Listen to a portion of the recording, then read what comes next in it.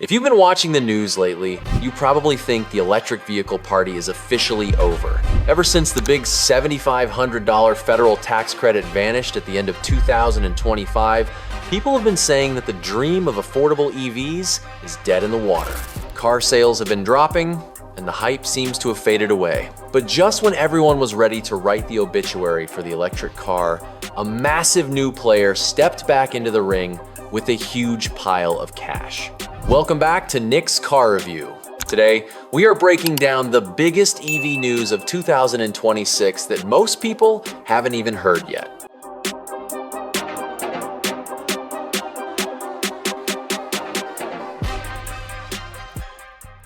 While the rest of the country is mourning the loss of those government handouts, California just made a move that could change everything for buyers this year. Here is the deal. The governor of California just proposed a brand new budget that includes $200 million set aside specifically for electric vehicle incentives. This isn't just a small project. It is a direct attempt to backfill the money we lost when the federal credits expired. For years, California has been the undisputed leader in the car market, and they aren't ready to let that title go. They saw the decline in sales and decided to step in with their own rebates and point-of-sale discounts. If you live in the Golden State, you might be looking at a major discount the very second you sign the papers at the dealership. This is what I call the life raft strategy. The federal government pulled the plug, so the states are starting to throw out their own safety lines. This new program is going to be run by the California Air Resources Board, or CARB. They've already handled over $1 billion in incentives in the past, so they know exactly how to move this money fast. While they are still working out the final rules, like who qualifies and which cars are included, the goal is simple: make EVs affordable for normal, everyday people again. They are especially looking at helping low and moderate income families get behind the wheel of a newer, cleaner machine. But there is a catch you need to know about. This $200 million is a one-time funding deal. That means once the money is gone, it's gone for good. It's a first-come, first-served situation, and in a state with over 2 million EVs already on the road, that cash is going to disappear faster than a Tesla in plum mode. This move by California is likely to put massive pressure on other states to follow suit. We are watching the market shift from one big national rule to a series of local gold rushes. If you've been waiting for a reason to jump back into the EV market, this $200 million surprise is your first big sign of 2026. While California is trying to save the day with its new budget, our neighbors to the north in Canada just pulled off a move that is sending shockwaves through the entire global car market. For a long time, Canada and the US were on the same page. Keep Chinese electric cars out. They did this by slapping a massive 100% tariff on them, basically doubling the price so nobody would buy them. It was a protectionist wall designed to keep the status quo. But this week, everything changed. Prime Minister Mark Carney stood up in Beijing and announced a preliminary but landmark deal that establishes a brand new strategic partnership. Canada has officially opened its doors to Chinese EVs, and the trade-off is something most car enthusiasts never saw coming. It's a major policy shift that breaks away from the rules the US has been following for years. The math on this deal is absolutely staggering. That 100% tax is being slashed down to just 6.1%. That is a massive drop that is going to make these vehicles incredibly competitive compared to anything else on the lot. In exchange, China has agreed to lower its own taxes on Canadian products like canola seed, lobster, crabs, and peas. It's a classic food for cars swap meant to boost Canadian exports and diversify their trade. But Canada isn't just letting in an unlimited wave of cars. They've set up a smart quota system to keep things under control. For the first year, they are allowing up to 49,000 Chinese EVs into the country. Over the next 5 years, that cap will grow to 70,000. While that might sound like a lot, it's actually only about 3 or 4% of the total Canadian car market. It's a calculated, slow rollout, but it's a move that has US officials warning Canada that they might regret it later. So, what kind of cars are we actually going to see on the road? We aren't talking about cheap, flimsy models. We are talking about some of the most advanced technology on the planet. I'm keeping my eye on a few specific models that are perfect for the Canadian climate. First, there's the BYD Sea Lion 06 and the Song L. These are long-range crossovers that are considered very desirable overseas. Then you have NIO with their ES6 and even a high-tech model from Xiaomi called the YU7. What makes these cars so special for Canada is how they handle the cold. We all know that batteries usually hate the winter, but these Chinese companies have been perfecting cold weather tech for years.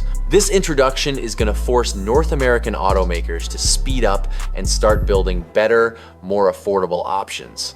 This trade deal is about more than just cars. It's about a complete recalibration of what quality and performance really look like in 2026.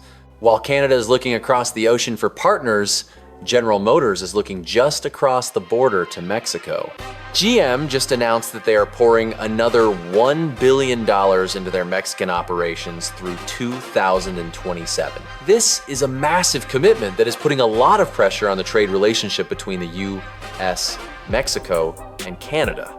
We are currently approaching a huge deadline for the trade agreement known as the USMCA. By July 1st, all three countries have to decide if they want to keep the current deal for another 16 years or start from scratch. It's a high-stakes game of deal or no deal that will decide where your next car is built and how much it's going to cost you at the dealership. This move by GM, combined with Canada's new deal with China, is forcing the US government to rethink its strategy. Even the president was asked about this recently while he was visiting Detroit. His response was actually pretty surprising. He basically said that if China wants to come into the US and build plants, hire American workers, and pay our neighbors, he's all for it. Right now, there is only one major Chinese-owned company, Geely, that actually owns a manufacturing plant here in the States. But if more of them follow the president's invitation, the competition is going to get fierce. It's going to force companies like Ford and Chevy to work faster and build better cars just to stay in the game. Through all of this drama, GM's boss, Mary Barra, isn't backing down. Even though some companies are pulling back on their electric plans, she recently reminded everyone that for GM, electric vehicles are still the end game. They aren't just doing this for fun, they are doing it because they believe the entire industry is heading in one direction. Whether it's building cars in Mexico or competing with new Chinese imports in Canada, the pressure is on. We are watching the rules of the road being rewritten in real time. The question isn't whether we are going electric, the question is which country is going to lead the charge. This isn't just a boring business story, it's a fight for the future of your driveway. When companies compete, you win because the cars get better and the prices eventually come down. We're already seeing this happen with some of the new tech being revealed this month. Speaking of new tech, wait until you see what Honda just cooked up for people who love the great outdoors. It's a total game changer for anyone who has ever worried about towing a trailer with an electric car. If you have ever tried to tow a trailer with an electric vehicle, you know the struggle is real. Most travel trailers are heavy, bulky boxes that act like giant parachutes behind your car. They can cut your driving range in half, which makes a fun camping trip feel like a stressful hunt for the next charging station. But Honda just revealed a prototype that might change the game for everyone who loves the outdoors. It's called the Base Station, and it is a lightweight travel trailer designed specifically for electric cars and compact SUVs. Instead of being a heavy burden, this trailer weighs under 1,500 pounds. This is a huge deal because it means you can tow it with a standard Honda CR-V or even the all-electric Honda Prologue without destroying your battery life. It allows you to actually get to the campsite with plenty of power left to spare. The Base Station isn't just light, it's also incredibly smart and modular. Honda designed it with removable side panels that you can swap out whenever you want. If you want an outdoor kitchen for a summer barbecue, you just clip it on. If you need an external shower, an air conditioning unit, or a large awning for shade, you can add those too. It even has a pop-up roof that gives you 7 feet of standing room inside, so you don't feel like you're living in a cramped tin can. For people who want to go off-grid and stay away from crowded RV parks, this trailer is a dream. It comes with its own lithium-ion battery, a power inverter, and solar panels mounted right on the roof. You can run your electronics and lights using nothing but the sun, keeping your adventure going without needing a plug. Honda isn't the only one making waves in the electric camping world.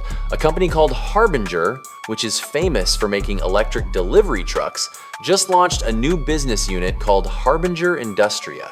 They are taking their high-performance battery technology and moving it into travel trailers.